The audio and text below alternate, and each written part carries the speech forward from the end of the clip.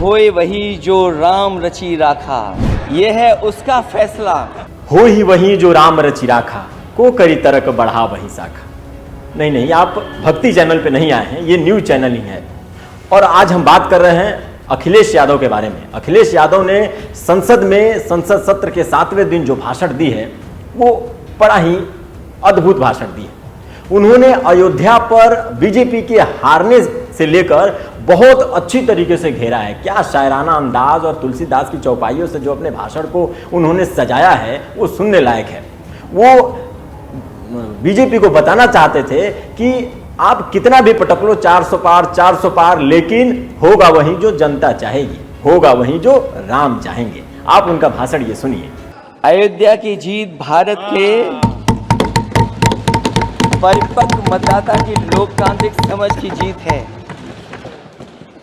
और हम तो अध्यक्ष महोदय यही सुनते आए हैं, होए वही जो राम रची राखा, ये है उसका फैसला।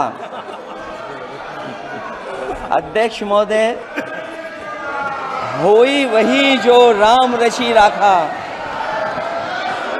ये है उसका फैसला, जिसकी लाठी में नहीं होती आवाज, जो करते थे किसी को लाने का दावा, वो हैं खुद किसी के सहारे के लाचार।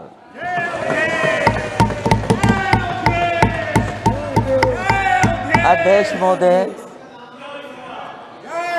मैं फिर कह देना चाहता हूं, होए वही जो राम रची राखा,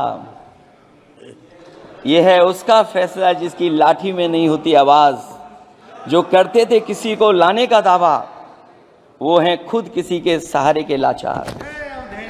हम अयोध्या से लाए हैं उनके प्रेम का पैगाम, हम अयोध्या से लाए हैं उनके प्रेम का पैगाम, जो सच्चे मन से करते हैं सबका कल्याण। सदियों में जन जन गाता है जिनके गान, अभय दान देती जिनकी मंद मंद मुस्कान, मानवता के लिए उठता जिनका तीर कमान।